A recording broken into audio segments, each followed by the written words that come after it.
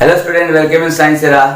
मैं आप लोगों के लिए न्यूट्रिशन ह्यूमन भी लेकर आया हूँ। मैं बहुत ज़्यादा इंपॉर्टेंट टॉपिक है ये क्लास 10 के लिए। जो इस टॉपिक में बहुत ज़्यादा क्वेश्चंस रहते हैं, इसमें मीन्स इंटरनल क्वेश्चन बहुत ज़्यादा रहता है इसमें, specially for the class 10 student.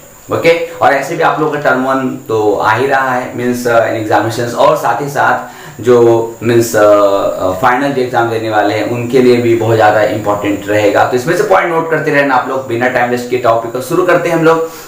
My dear student, in this video we discuss about the two topics. First name is the what types of gland is involved for digestion of our food, and second point is that what types of organ involved in our digestion, means in our digestion में कौन कौन सा gland और कौन कौन सा body part जो बहुत ज़्यादा इन्वॉल्व होते हैं। तो हम लोग यहाँ पे सबसे पहले बात करते हैं हम लोग कि डाइजेशन ह्यूमन बीइंग में होता क्या चीज है। तो बात कर लो मैं आप लोगों को कि ह्यूमन बीइंग में पूरा mouth to anus means mouth से एनस तक के बीच में की दूरी को क्या बोलते हैं हम लोग, एलिमेंट्री कैनाल। और ये अप्रोक्सीमेटली 6 to 9 मीटर हो मींस 6 to 9 मीटर अप्रोक्सीमेटली होते हैं। ये मींस 6 to 9 मीटर होते हैं। ये वैरीज करते हैं सब में, मींस अलग अलग एनिमल्स में अलग अलग तरह का होते हैं, जो हम लोग आगे डिस्कशन करेंगे। अब मैं बात कर रहा हूं मैं कि एलिमेंट्री कैनाल क्या चीज है। एलिमेंट्री कैनाल को यहीं पे स्टॉप करते हैं। बात करते हैं पॉइंट नंबर 2 कि in human being heterotrophic nutritions होते हैं, जैसा कि मैंने आप लोगों को पहले वीडियो में डिस्कशन करा दिया मैं आपको। और इस हेटेरोट्रॉपिक न्यूट्रिशन के अंदर पॉइंट नंबर 2 आएगा, जो आएगा वो होगा होलोजोइक न्यूट्रिशन। और होलोजोइक न्यूट्रिशन में डिस्कस हम लोग कर लिए। इस होलोजोइक न्यूट्रिशन में जो स्टार्टिंग होता है दैट्स नेम इज इंजेशन, और जो एंड होता है जिसका नाम होता है इजेशन। तो बात तो जान ही रहे होंगे आप लोग। अब हम लोग थोड़ा सा और आगे बढ़ते हैं। तो मैं पहला टॉपिक डिस्कशन करने जा रहा हूं मैं कि एलिमेंट्री कैनाल में कौन कौन सा पार्ट है। माय डियर, पॉइंट को नोट करना। Mouth, buccal cavity and pharynx, then esophagus, then stomach, then small intestine, large intestine, and lastly anus. Small intestine, large intestine की थोड़ा सा बात कर लेता हूँ मैं कि small intestine में होते हैं duodenum, jejunum और ileum। ये स्पेशल पार्ट्स होते हैं जो कि एनसीईआरटी में मेंशन नहीं है ना। और अगर लार्ज इंटेस्टाइन की बात करते हैं तो वहां पे आ जाएगा सीकम, कोलोन और रेक्टम। ये 3 पार्ट जो इसके अंदर पॉइंट है। तो चलिए मैं शुरू करता हूं एसेसरी ऑर्गन फॉर डाइजेशन के लिए, जिसमें से टीथ इन्वॉल्व है, टंग इन्वॉल्व है, सलेवरी ग्लैंड इन्वॉल्व है, लीवर इन्वॉल्व है, पैनक्रियाज इन्वॉल्व है, और सबसे ज्यादा और सबसे आखिरी पॉइंट जिसका नाम है intestinal gland. My dear student, now let's start the alimentary canal. तो सबसे पहले बात कर लेते हैं माउथ का। तो माउथ क्या चीज है? माउथ कुछ भी नहीं है, this is the lip. Means lip जो होते हैं ना, इट्स ओपनिंग, ऐसा बात कर सकती है ओपनिंग। जैसे अगर एनस की बात कर लेते हैं तो एनस कुछ भी नहीं है, इट्स अ ओपनिंग। कि mouth is the area from where we have to take the food, anus is the area from where we have to release the undigested food. बस ये एक इंपॉर्टेंट पॉइंट है। अब आ जाते हैं पॉइंट नंबर 2, बक्कल कैविटी की बात कर लेते हैं। बक्कल कैविटी के अंदर जो होते हैं वो 2 इंपॉर्टेंट सेक्शंस होते हैं। फर्स्ट नेम इज टंग, जो कि एक सेंसरी ऑर्गन है, और साथ ही साथ ये हम लोगों के फूड को मिक्सअप करने में बहुत ज्यादा हेल्प होता है। क्योंकि टंग अगर नहीं होगा तो हम अपने फूड को सैलिवरी ग्लैंड से रिलीज किया हुआ सलाइवा को कभी भी मिक्स नहीं कर सकते। अभी सलाइवा और सैलिवरी ग्लैंड क्या है? तो my dear student, intest means हमारे बक्कल कैविटी में, मींस बोले तो माउथ कैविटी के अंदर, या भी बोल सकते हैं ओरल कैविटी के अंदर 3 मींस सैलिवरी ग्लैंड प्रेजेंट होते हैं। वो सैलिवरी ग्लैंड हमेशा हमारे बॉडी मींस हमारे माउथ में रेगुलरली जो है वो सैलिवा को रिलीज करते रहते हैं। ये 2 टाइम पे होता है। एक बेसिकली जो हमेशा होते रहे, जैसे मैं अभी बात कर रहा हूँ मैं, तो सैलिवरी ग्लैंड सैलिवा रिलीज कर रहा है, और दूसरा पॉइंट जब हम लोग कोई भी चीज को खाते हैं तब उस वक्त भी सैलिवरी ग्लैंड सैलिवा को रिलीज करता है। अब पॉइंट नंबर 2 बात करते हैं टीथ का। ये टीथ जो ग्राइंडिंग करने में बहुत ज्यादा हेल्प करता है, मतलब कि जो भी हम सॉलिड फूड खाते हैं उस सॉलिड फूड को क्या करता है, ग्राइंड करता है। समझ में आ रहा बात? मतलब कि छोटे छोटे पार्ट को, ताकि वो डाइजेशन में बहुत ज्यादा मींस डाइजेशन बहुत इजीली वो डाइजेस्टफुल तरीके से हो जाए वो सारे सॉलिड फूड। क्लियर हो गया पॉइंट? अब यहाँ पे टीथ की बात कर लेते हैं। टीथ 2 तरह के होते हैं, एक को बोलते हैं मिल्क टीथ और एक को बोलते हैं विजडम टीथ। तो मिल्क टीथ जो बच्चों में होते हैं, जो आपका 11 महीने 2 साल के अंदर वो सारे निकल जाते हैं, और लगभग जो है आपका 6 साल मींस आते आते वो सारे टीथ जो खत्म हो जाते हैं, फिर एक न्यू टीथ आते हैं। तो बच्चों में जो मिल्क टीथ होते हैं ना, इसके टोटल नंबर ऑफ जो होते हैं वो 20 होते हैं, जिसमें से इंसिशन है ना, आपका canine, second number is the molar. बस ये 3 होते हैं। और अगर हम लोग बात करते हैं हम लोगों का, जैसे कि मैं एडल्ट हो चुका हूँ, मैं बड़ा हो चुका हूँ मैं, और क्लास 10 जैसे आप लोग जो क्लास 10 के बच्चे जो सुन रहे हैं मेरी वीडियो को, उनके भी है ना माउथ में जो है विजडम टीथ आ चुके हैं, जो incisor, canine, premolar and molar, ये 4 पार्ट्स के होते हैं जो टोटल मिला के कितना होंगे 32। हाँ, एक इंपॉर्टेंट बात बता दूं, मोलर जो आखिरी जो लोअर मींस लास्ट जो मोलर होते हैं ना, ये 18-19 के बाद रिलीज होते हैं, मींस वो बाद ही निकल पाते, उससे पहले वो नहीं निकल पाते। ठीक है, अब हम लोग थोड़ा सा बात करते हैं कि बक्कल कैविटी के अंदर जो डाइजेशन होते हैं ना, उसमें सबसे पहले क्या होता है, एक प्रोसेस होता है जिसमें फूड टंग के थ्रू क्या हो जाते हैं, मिक्सअप हो जाते हैं। ठीक है ना, और ये फूड जो है कन्वर्ट हो जाते हैं किसमें, बोलस में। याद रखना BOLUS, जो एनसीईआरटी में मेंशन नहीं है, बस फिर भी मैंने बता दूं। और यहाँ पे जो प्रोसेस का नाम होता है उसका नाम होता है मैस्टिकेशन, याद रहेगा आपको, उस प्रोसेस का नाम होता है मैस्टिकेशन। तो बात समझ में आ गई होगी आप लोगों को। अब रह गया बात आपके एनसीईआरटी में डू यू नो या मोर टू नो में लिखा हुआ है क्या भाई, कि वहां पे लिखा हुआ है डेंटल कैरीज के बारे में, डेंटल प्लैक के बारे में, दांत सड़ना, दांत खराब होना या दांत में पीलापन का आ जाना। ये इसके मैं एक छोटा सा शॉर्ट वीडियो में आपको बना दूंगा। अब हम लोग आगे चलते, जस्ट इसके बाद हमारा फूड जो बोलस बन गया है, अब वो फूड कहाँ जा रहा है, एसोफेगस में। अब ये एसोफेगस क्या है सर, तो मैं आपको बता दूं, एसोफेगस से जस्ट पहले एक पार्ट है जिसका नाम है फेरिंग, मतलब कि when our buccal cavity just gone and then pharynx will start. और ये फेरिंग्स जो होते हैं, ये एक एरिया है जहां पे 2 tube release means 2 tube opening होते हैं। फर्स्ट ट्यूब का नाम होता है फूड पाइप और सेकंड ट्यूब का नाम होता है विंड पाइप। और फूड पाइप जो होते हैं उसका रियल स्टार्टिंग पॉइंट जो होता है उसका नाम होता है गलेट। ठीक है ना, याद रखना गलेट। और जो विंड पाइप होता है उसका स्टार्टिंग का नाम होता है ग्लोटिस। ठीक है ना, अब यहाँ पे एक बात को मैं बहुत इंटरेस्टिंग बात डिस्कशन करने जा रहा हूँ माय डियर, कि ग्लोटिस और गलेट मींस विंड पाइप और फूड पाइप दोनों एक ही जगह पे होते हैं। और माउथ से जो खाना जाते हैं ना, तो विंड पाइप में जाने के चांसेस बहुत ज्यादा होता है। तो हमारे टंग से एक मींस कार्टिलेज बोन एक अटैच होता है जिसका नाम होता है एपीग्लोटिस, मींस ग्लोटिस को ऊपर एपीग्लोटिस। ये क्या करते हैं ना, वो उसको क्या करते हैं, क्लोज कर देते हैं। मींस टू से इसको ऐसे समझिए कि जब हम लोग खाना खाएंगे तो सांस नहीं ले पाएंगे, मींस जब हम लोग पानी पिएंगे तो सांस नहीं ले पाएंगे, जब हम लोग सांस लेंगे तो पानी नहीं पी पाएंगे। तो इसका मतलब क्या हो रहा है कि आपका जो ग्लोटिस है वो विंड पाइप को क्या करता है, क्लोज कर देता है, और आपका फूड जो है it directly pass to the food pipe. समझ में आ रही बात, फूड पाइप में डायरेक्टली पास। ऐसा क्यों, ताकि हमारा फूड, हमारा वाटर या जो भी चीज हम लोग जो स्वाइलो कर रहे हैं वो विंड पाइप में ना जा पाए, और जिसकी वजह से क्या होगा, आपके लंग्स में प्रॉब्लम्स ना हो पाए। समझ में आ गया बात आप लोगों को। तो एपीग्लोटिस का फंक्शन क्या है, इट प्रोटेक्ट द फूड और water to prevent the entry of in the wind pipe. Wind pipe में घुसने से रोकने में हेल्प करता है। अब ग्लोटिस को और एपीग्लोटिस को छोड़ के हम लोग किस में एंट्री कर रहे हैं, फूड पाइप में। तो food pipe is also known as oesophagus, OESO, जानिए स्पेलिंग, ओसोफेगस एनसीईआरटी में दिया हुआ है। अब ये ओसोफेगस में जो फूड जाएगा ना, उस फूड का नाम क्या होगा बाबू, उस फूड का नाम होगा बोलस। और बोलस जो होगा वो slowly rhythmic contraction and relaxation के थ्रू ये आपके स्टमक में जाता चला जाएगा। और जहां पे स्टमक में जब जाएगा ना, तो वहां पे स्टार्टिंग होगा एक स्फिंक्टर मसल। याद रखना, ये स्फिंक्टर मसल क्या होता है, एक ऐसा मसल जो फूड को एक एरिया से दूसरे एरिया में क्या करता है, एंट्री करने में हेल्प करता है। अब आ जाते हैं हम लोग स्फिंक्टर मसल्स के बाद आ जाते हैं स्टमक में। अब स्टमक में जैसे फूड आया, ये फूड जो है कभी ये स्टमक जो होते हैं ना, वो कभी जे शेप के होते हैं, कभी सी शेप के होते हैं। ठीक है, अब ये जो स्टमक है ना हम लोगों का, इसमें होते हैं चर्न, मींस स्टमक जो होता है ना अपने आप जो होता है वो घूमते रहते हैं, जिसको बोलते हैं चर्निंग मूवमेंट। याद रखना। अब ये चर्निंग मूवमेंट क्यों होते हैं माय डियर, तो मैं बता दूं आपको कि इस स्टमक में लगभग 3 मिलियन से ज्यादा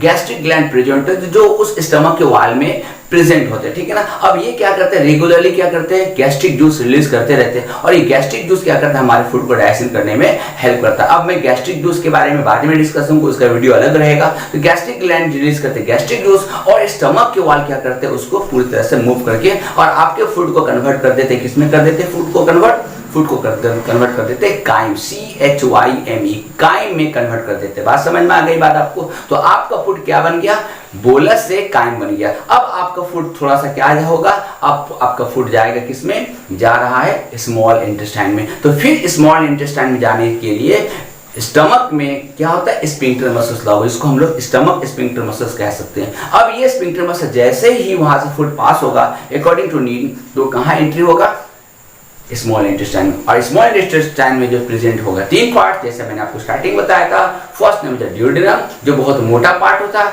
सेकंड नंबर है जेजुनम जो बहुत छोटा पार्ट होता है, और थर्ड नंबर पार्ट है इलियम जो बहुत ज्यादा लंबा पार्ट होता है।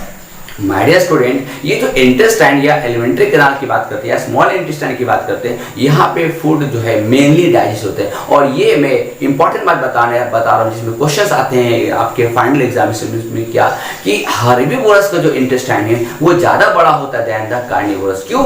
क्योंकि हर्बीवोरस डाइजेस्ट करते क्या, सेलुलोज वाले फूड खाते, मतलब ग्रीन फूड खाते, और हम लोग जो है वो डाइजेस्ट नहीं कर पाते। समझ में आ रहा है? इसलिए जो है एलिमेंट्री कैनाल ऑफ द या स्मॉल इंटेस्टाइन ऑफ द, या बोल सकते हैं intestine of the herbivore is larger than the carnivorous. यहाँ पे एक पॉइंट नोट कर लेना। क्यों? क्योंकि उसका आंसर होगा वो सेलुलोज या फूड डाइजेस्ट करते जो कि हर्बीवोरस मींस हर्ब्स होते हैं या फिर ग्रीन वेजिटेबल्स होते हैं। और हम लोग अगर ग्रीन कोई भी चीज खाते हैं तो उसके अंदर प्लांट के अंदर प्लांट सेल वॉल होते हैं, और plant cell wall is made up of cellulose and we can not digest the cellulose. तो इसलिए ये बात पॉइंट खत्म हो गया। अब हम लोग बात करते हैं कि ड्यूडेनम रीजन में। तो my dear student, duodenum region जहां से शुरू होता है ना, उस जगह पे दो ग्लैंड प्रेजेंट होते हैं। First name is the liver जो बाइल रिलीज करता है, second number is the pancreas जो पैनक्रियाटिक जूस रिलीज होते हैं, और ये दोनों ओपनिंग कहां पे होते हैं, ड्यूडेनम सेक्शंस में। अब आपका फूड जो होगा वहां पे कुछ डाइजेशंस होंगे and slowly it goes to the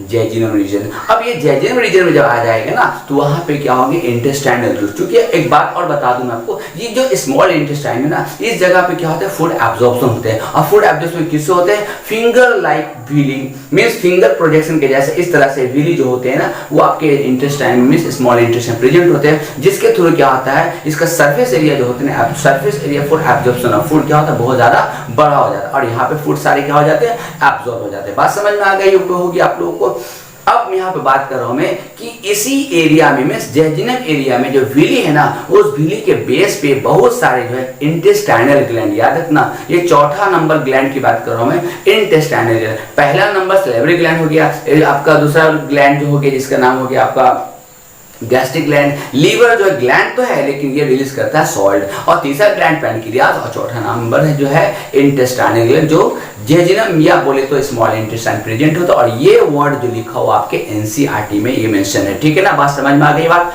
और ये इंटेस्टाइनल ग्लैंड जो रिलीज करता है इंटेस्टाइनल जूस, जिसका रियल नाम है सक्कस एंटेरिकस, और ये जो ग्लैंड है आपके फूड को फाइनली डाइजेस्ट कर देते हैं। मतलब कि जितना डाइजेशन होना चाहिए उतना डाइजेशन वो होगा, उसके अलावा अगर डाइजेशन नहीं हुआ तो फिर वो नहीं होगा, क्योंकि लार्ज इंटेस्टाइन फूड डाइजेशन कभी भी नहीं होता है, ठीक है ना। अब आपका फूड जो है यहाँ पे जब पूरी तरीके से डाइजेस्ट होगा ना, तो उसी इंटेस्टाइन में जो अगला पॉइंट है जिसका नाम है इलियम और जेजिनम जो विली प्रेजेंट होते हैं ना, यहाँ पे जो फूड डाइजेस्ट होते जाएंगे ना, वो सारा फूड क्या हो जाएगा, एब्जॉर्ब होता चला जाएगा। अब बात करते हैं आपका जो फूड जो पूरी तरह से डाइजेस्ट हो जाता है ना, वो तीसरा फॉर्म में कन्वर्ट हो जाए, इसका नाम होता है काइल, CHYLE काइल।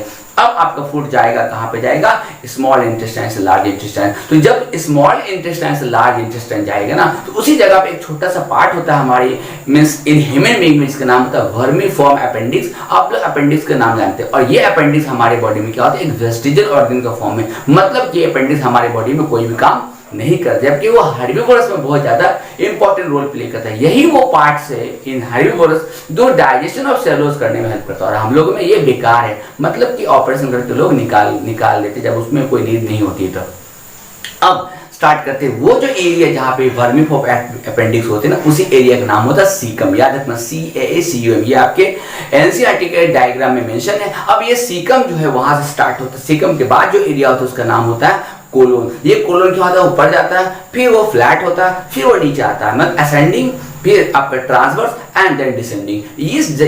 यही वो जगह है जहां पे क्या होते हैं आपके फूड में प्रेजेंट मींस जो अनडाइजेस्टेड फूड जो डाइजेशन नहीं हुए थे, उसके अंदर सारे वाटर जो यहीं पे क्या हो जाते हैं, एब्जॉर्ब हो जाते हैं। उसके बाद आपका फूड जो है लास्टली कोलोन से कहां पहुंच जाता है, रेक्टम, मतलब कि वो जाके स्टूल बनके या फीसेस बनके या अनडाइजेस्टेड फूड बनके कहां को जाके जमा हो जाएगा, और वहां से फाइनली वाटर डाइजेस्ट हो जाते हैं। एंड ड्यू टू नीड्स ये हमारी बॉडी से बाहर होता है in the form of the undigested food by the means by the process of defecation बोल सकते हैं, या फिर आपके एनस के थ्रू बॉडी से बाहर। और एनस में प्रेजेंट होते हैं एनल स्फिंक्टर, जैसे मैंने आपको बताया था, हर वो रीजन में एक मसल्स प्रेजेंट होते हैं जिसको हम लोग स्फिंक्टर मसल्स बोलते हैं। इस स्फिंक्टर मसल जो है वो इनवॉलंटरी काम करते हैं। इनवॉलंटरी का मतलब क्या होता है कि आपका ब्रेन जब तक उसे अलाउ नहीं करेगा या जब तक आपके बॉडी में अर्ज नहीं होंगे ना, तब तक ये बॉडी से बाहर नहीं निकलेगा।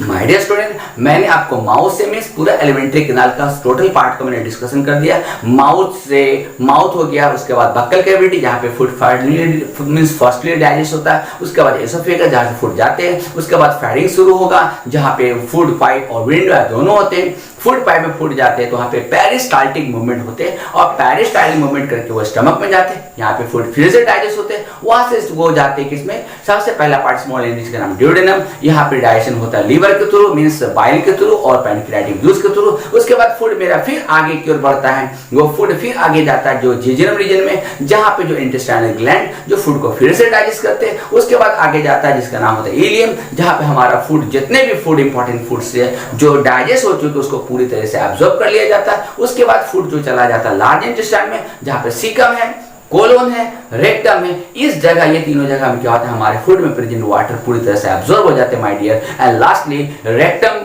के बाद जो एनस है वो सारे अनडाइजेस्टेड फूड जो पूरी तरह से जो एब्जॉर्ब हो गया वाटर या उसके फूड को, ये हमारे बॉडी से बाहर निकाल दिया जाता है। माय डियर स्टूडेंट, कैसा लगा मेरा वीडियो? इसकी वीडियो के बाद जिसमें लेकर आ रहा हूँ जिसका नाम होगा means function of gland and parts of the gland which will involve to digestion of the food. ये थोड़ा सा लंबा पार्ट है, वीडियो थोड़ा सा लंबा हो गया होगा, लेकिन आप इस वीडियो को पूरा देखना ताकि आपका हर एक पार्ट क्लियर हो जाए और आपको एग्जामिनेशन में इससे बहुत ज्यादा हेल्प मिले। तो कैसा लगा मेरा वीडियो? आप देखना, लाइक करो, शेयर करो और हो सके तो वो लाल बटन को दबा दो और ब्लैक वाला का घंटा बजा दो ताकि इधर भी घंटा बजे और मैं आपको आगे बताते रहूं। ओके, तब तक के लिए गुड बाय।